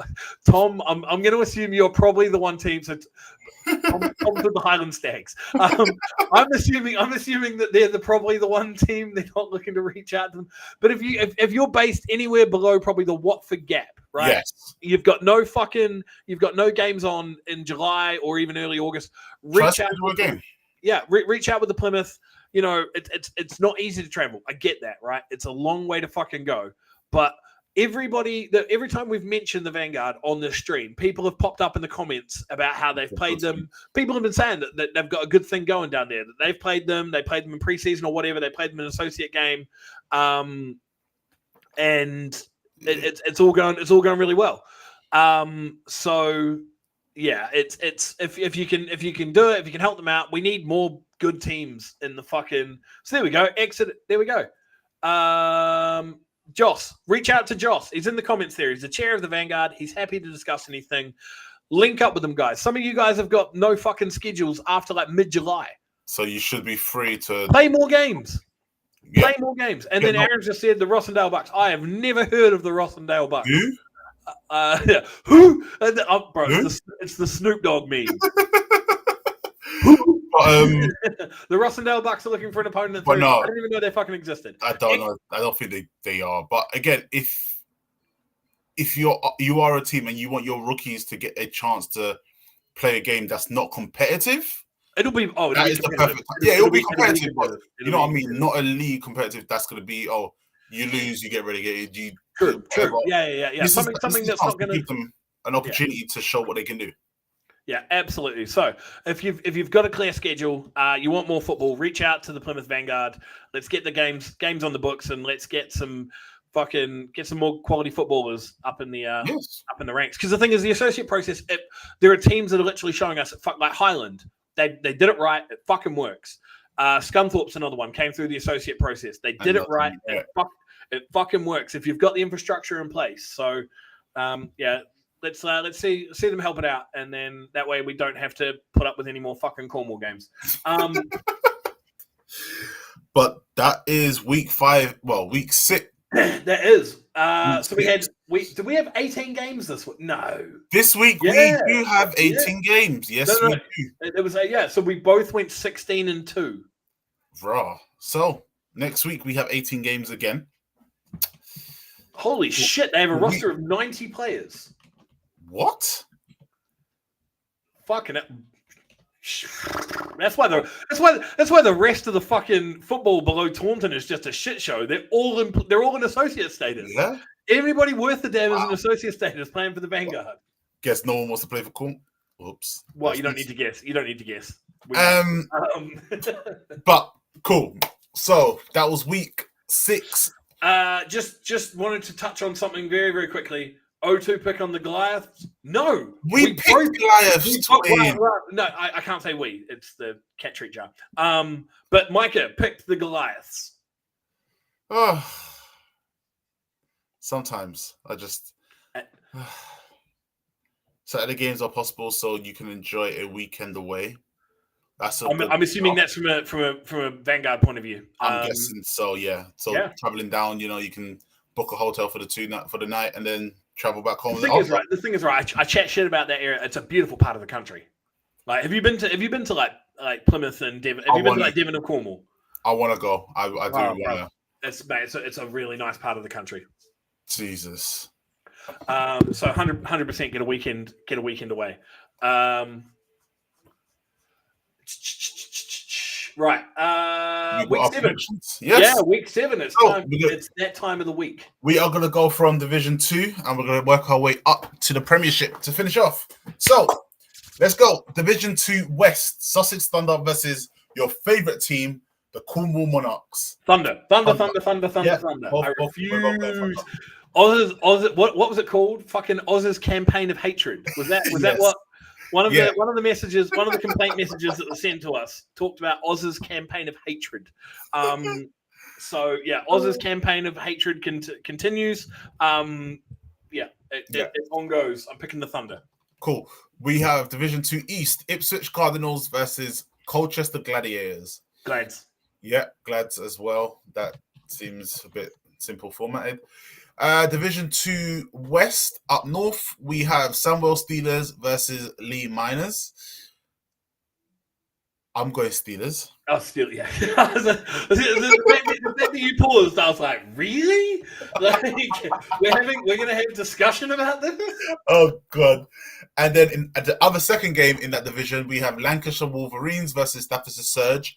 I'm going Surge. I'll take the Surge as well. Wolverines let me down, and I can't really. You can't forgive them. I can't forgive them. I've never trusted them this season. So oh gosh! Right. It's just no trust. No trust. So Division 2 East, Gateshead Senators versus Lincolnshire Bombers. I feel like they will probably I'm gonna go Senators. You gonna take the Senators? Am I taking Senators? Yeah, I'm taking Senators. Senators. You taking the Senators? Yeah, I'm taking Senators. So the thing is, mate, the Senators, the Bombers ran the steam close, 24-28 last when they played. Yeah, but they also lost to. Well, they've only played Darlington Steam, and the first game they lost 30-7. You know what? I'm gonna take the Bombers. I think they had a rough week one. A better week. And they've bounced. I think they've bounced back. I think that was a heavy loss for Gateshead. I'm happy to be wrong if that is the case, but I think yeah. Also, I think we need to fucking split up our picks because at the moment we're in lockstep, and I didn't manage to increase the gap on you. 16. We both went 16-2 though. Yeah, so it wasn't a bad week. Give it that. The second game in that division is Doncaster Mustangs versus Wakefield District Raiders. Oh God! So I think regardless of what we pick here, no matter who wins, Britball loses. Jesus, I don't know who to actually go for in this one. Fuck me! The last time they played, they tied. They did tie. That's how fucking woeful this match. Like, are you gonna pick the tie?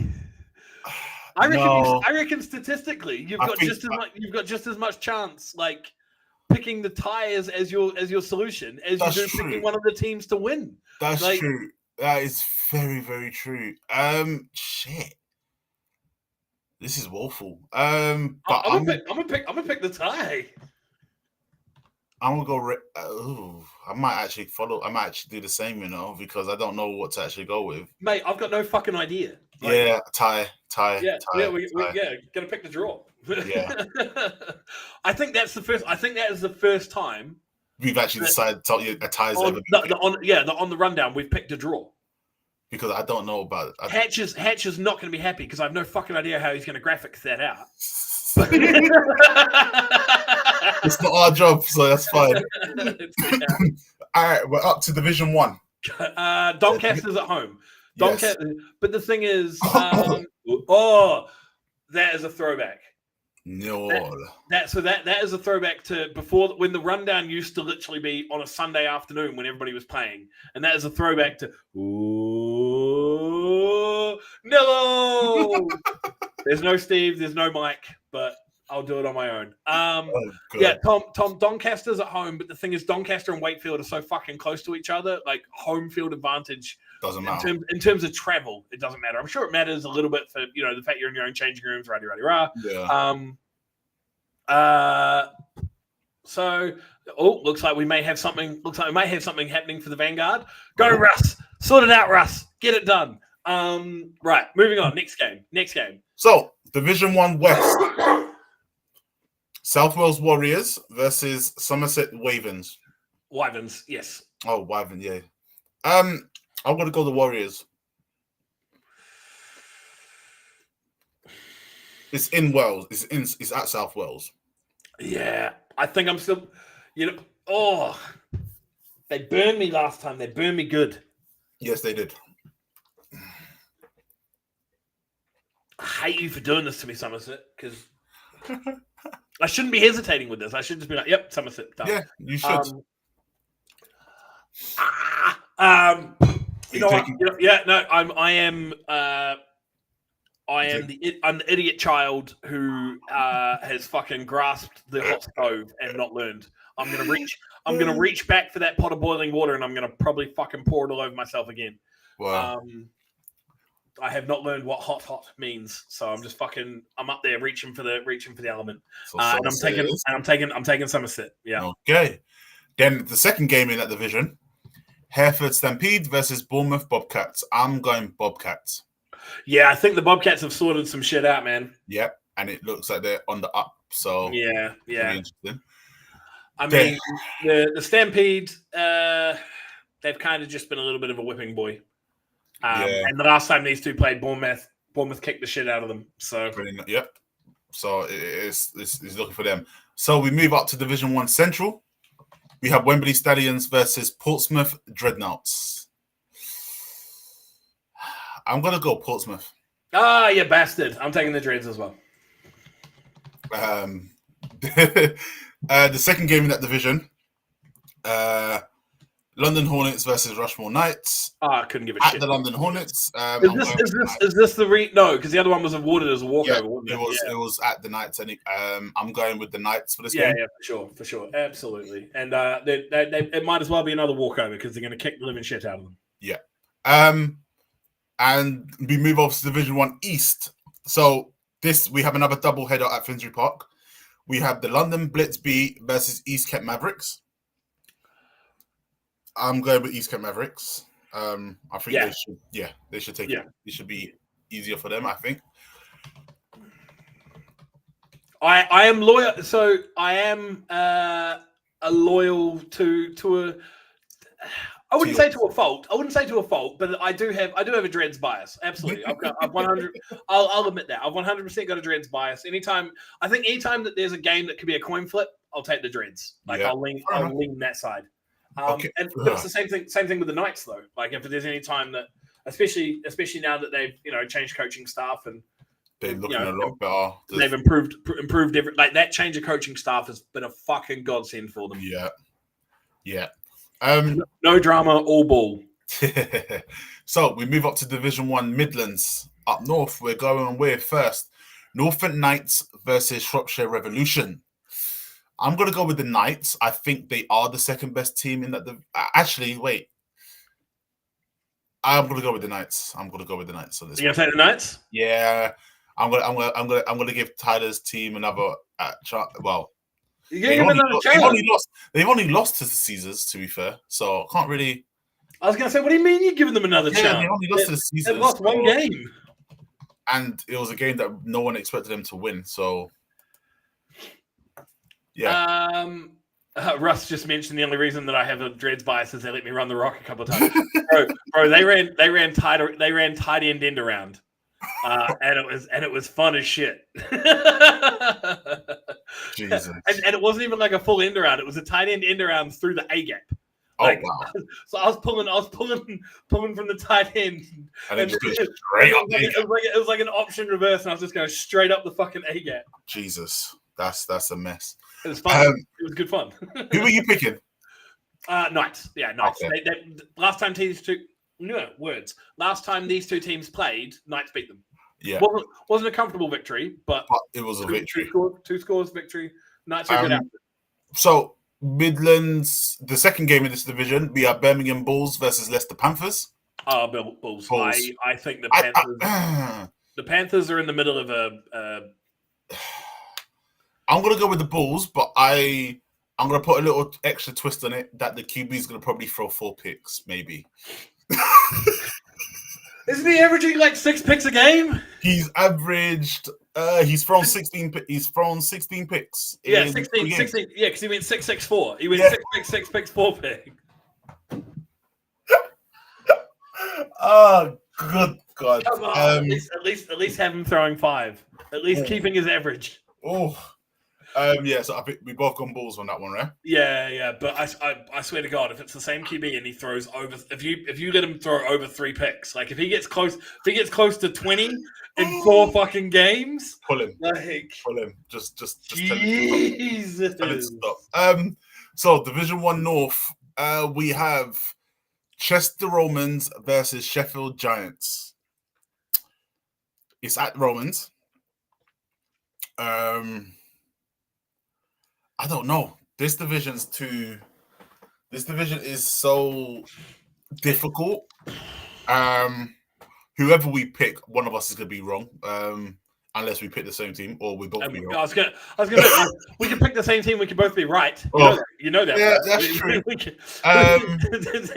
There's not a world where we're like always both wrong, or one of us is wrong. This one just looks like, again, Sheffield came out with the win last time they played, 18-9. I want to go Sheffield. I'm taking Sheffield. I think a slow start, and I think Sheffield are really starting to fucking build on something. Yeah. And I think that game against, when they come back and they play the Alphas, it's a wee while away still. Yeah, it's not. It's so far away. I can't even see it on the schedule yet. But it's going to be. It's in July sometime, but it's going to be a hell of a game. So. Yeah.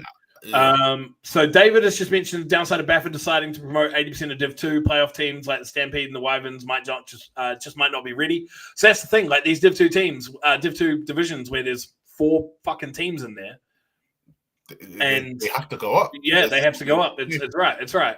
Aaron said that the Wyverns are a Div 1 side. They earn promotion without the extra elevations. That's true. The Wyverns are a good team, and the thing is, I think they're going to continue to, because it's not like South Wales is a bad team. I thought they were at the beginning of the season. Yeah, I came out at the beginning of the season. I was like, South Wales bad. They're going down. They're not a bad team. They're playing well. So they've done well. So they're just in a difficult division. Bristol's 5-0. Like it's not like the game that they just lost was against a team that was a fucking 1-win team. Like Bristol is 5-0. Like, so yeah, it's not something that we can't really say that it's not a shock, but yeah. So we're both taking the Giants though. Yeah. Premiership South. We're gonna go with the second game in the doubleheader. We have the London Blitz versus Hertfordshire Cheetahs. I'm gonna go Cheetahs. I'm taking the Cheetahs as well.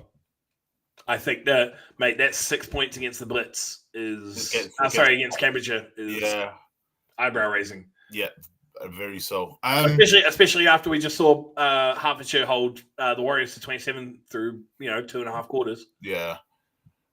So second game in the South, London Warriors versus Solent. Will London Warriors will London Warriors beat Aztec score at halftime or not at halftime? I'm gonna come out and say not at halftime. Like they're not putting up 60 to it by the half. That's fucking wild.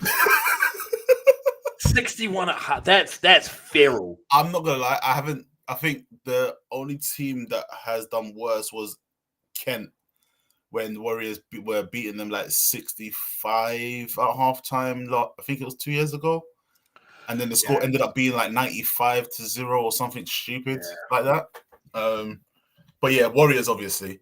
I'm probably gonna go plus 50. Yes, Aaron's saying that the reason that the Blitz struggle for points is people couldn't find parking in Finsbury Park. Yeah, because Arsenal were playing at home. Hence the reason why I did not go to that game. I'm going to say Warriors plus 60 as well. Like even if they don't put 61 on them in the first half, they'll put 61. They'll put 61 in the game. Yeah. And then we move up to the north. Last 2 games, we have East Kilbride versus Newcastle Vikings at East Kilbride. But I am going to go with the Vikings on this one. Yeah, me too. Reverse fixture of a game that I actually went and watched, really enjoyed.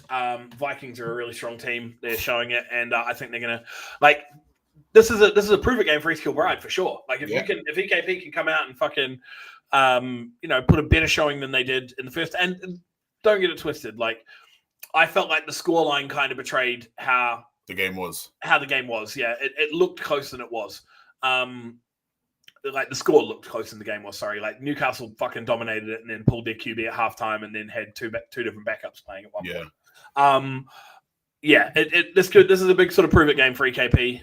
Obviously, I think they're safe from relegation, so they don't have to worry about that. But you want to be putting on strong. Like they're not making playoffs, but you still want to put on a strong show out. At least if they can put up a better scoreline than what Edinburgh did, you can argue the point that you're the best team in Scotland at this point in time. But yeah, and then we have the final game. Now, are Manchester going to beat 60 points in the first half? Manchester Titans versus Merseyside. Who scores more? Who's going to score the most? Yeah, what Titans or Warriors? Ooh, the two teams that are 0-3.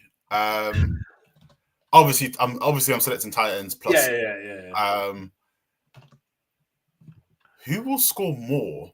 This is kind of fun. I'm not gonna lie. This is kind of Stuart is refusing to allow my conversation of the best team in Scotland. It has to be fought out head to head. If EKP want to be the best team in Scotland, they have to 2-0 the Wolves. That's fair, Stuart. I agree. Yeah, I think obviously I'm saying 60 plus by the Titans this weekend. I agree. 60 plus. Who scores more though? Do the Warriors score more against Solent or do the Titans score more against Merseyside? Because this is going to be huge for your power rankings at who gets ranked at 12. I don't know if it's going to affect who's ranked at 1, but this will have to have a standing on who's ranked 12. I think Titans will probably score more. I don't know if Warriors will play most of their starters. I'm gonna romantically stare into the camera for this. Merseyside and Solent, your pride is on the line for this game, whether you will be at number 11 or number 12 in Micah's power rankings for week 7.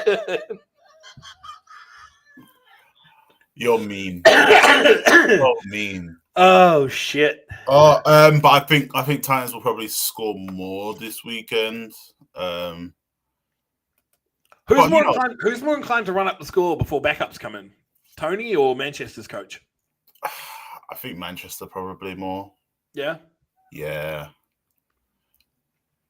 I think it would be Manchester will probably get the score up more than before the half. I don't even know who's the worst team either out of Merseyside or Solent as well. That's the other side of the coin. Yeah, that's a flip of a coin. We sit there and say like, oh, who's better out of Manchester and London? Who's the fucking worst out of Merseyside? Yeah, it's boy, who knows? Oh god! So that is 18 games for week 7. Yes. So just to recap where we're at for the season so far. Big strong performance from you this past week. You went 16-2 in your weekly provisions and your weekly picks. Puts you on the season at 63-33. Okay. So, mate, that is a huge swing for you from where you were at. But you're still 10 behind me. Yeah. Because we both had a 16-2 week. I am at 72-23. And let me just do some very quick maths. I'm not doing it in my head, people. I'm not even going to try bullshit the fact that I'm doing this in my head. I'm fucking right. 76% is my hit rate so far, so I'm very happy with that. Yours is you're 63 out of 96. There's no Scottish game this week. No Scottish game whatsoever. The box is at 75%, so I am slightly better than the box. But the box is better than Micah. This is only picking one game. Micah's at 66% for the season so far. I'm at 76%. Micah's at 66%. The box, we're gonna have to. So the box is at 3-1. So we'll have to fucking update the spreadsheet to include the box. Cat box. 3-1 at 75%. So your goal for this season, Micah, is to finish higher than the box. Yes, when the box is picking only one game. Bro, it's random. Scotland may play 2 games in a week. I mean, they won't, but they may. Won't. No, half their division. That will never happen. That will be their whole division playing in 1 week. It's not going to fucking happen. It really is. It is. It's their entire division. If they play 2 games, their entire division is playing. Oh God. That is glorious. It is not going to happen. Actually, I need to fucking check to make sure. Someone's going to correct me. There is the 16th. The entire division is playing, and in the second. On the 2nd, the entire division is playing, and on the 16th. Oh, there's no Prem games next week. Are there enough Scottish reps for that? I don't know. It does happen a few times. So that's the thing. When there's no Prem games, the refs are traveling further north for Scotland. Because on the 2nd to the 6th, Clyde Valley plays Inverclyde again for the 3rd fucking time. Is it GB next week then? I have no clue, bro. I don't. Who knows? No idea. And Glasgow plays Highland. So the whole Scottish division will be up for grabs, and you'll be fighting against the cat box. Oh, that's terrible. Anywho. I think that's probably going to cover. Actually, one more thing. We now have a TikTok. We have TikTok? Sport Tank has TikTok. We have TikTok. Yeah, Sport Tank has TikTok. So one thing that we're pushing for is we're pushing for a following, because we want to start producing more content on TikTok. Micah wants to get up there, do some crazy fucking dances. If we can get 60 people to follow us on TikTok before next week's rundown, we've got something special we're going to do with the pineapple. So you can find us on TikTok, Sport Tank. Go give us a follow. I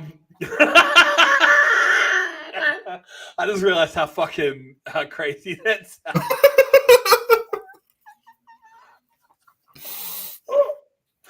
Oh, that's getting clipped. That's definitely getting fucking clipped. But go follow us on TikTok. Yes, please. Yeah, if you follow us on Insta, if you follow us on Twitter, go follow us on TikTok. Right, where are you going to be this week, Micah? I am going to be at the doubleheader in Finsbury Park. So I'll be at the East Kent Mavericks game versus London Blitz B, and Hertfordshire Cheetahs versus Blitz. Man's getting his parking in. Right. Hey, Arsenal ain't playing no more. Very, very true. Let's have a look. See. Let's see what's on the docket. Who have we got playing where? Is Sheffield at home? No, they're at Chester. Oh, Chester's the other side of the fucking country. Right, I'm not going to go to that one. Right, NFC 2 East. Who's playing where? Donny and Wakefield. Not going to go to that one. Right, I will probably be at the So I'll probably be at the Gateshead Lancashire game, probably on the Gateshead sideline, just because I don't know if I'll be welcome on the on the Lancashire sideline, because I don't know if I'll be welcome on the Gateshead sideline. Though I'm hoping nobody recognises me. I feel like I go pretty well incognito, the big hat and the sunnies, and I don't think anybody from Lancashire and Gateshead watches the stream. So if you I don't open my mouth. If you see us, take a picture. Hashtag a wild Oz has appeared. A wild Oz has appeared. I'm usually pretty fucking Sport Tank TikTok to get to 10,000 followers before Baffa pick up league tables in 2024. Jesus Christ. No, I'm usually pretty incognito. I don't really open my mouth so nobody hears my foreign accent. And I just I stand at the back. So I like to stay out of the way. But I enjoy watching football. So I will more than likely be at the Gateshead game, watching Gateshead play Lincolnshire. Okay. Sounds like it's going to be a fun weekend. And the weather's I haven't seen what the weather's going to be like. It's about 20 degrees down here. So ooh, okay. Let's have a look, see, because obviously it's a little bit fucking different up this way. Saturday 18. Oh, Sunday is going to be 17 with fucking rain with showers. Awesome! I can't wait. But that is not bad. But that is it for the week 6 rundown. Yes, we will be back same time next week with more Britball related hijinks is probably the best way to put it. Yeah, that's probably the best way. Definitely hard hitting analysis. Did I pick Lincolnshire? I did. I picked the Bombers. That's why I'm gonna hide on the.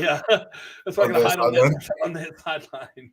You already have 73 followers on TikTok. Well, we need to get 73 more. So we need 146 at least. At least. And then we'll do something weird with special, not weird. We'll do something special with the pineapple. If we get to 150 before next week's pineapple, before next week's rundown. You keep adding this pineapple into this whole situation. You want us to get a TikTok as well. So the pineapple is complicit. Right. We are going. I am Oz. I am Micah. We are the rundown. We will be back next week, same time, like we said, for more hard-hitting analysis. And stay safe out there. Yes.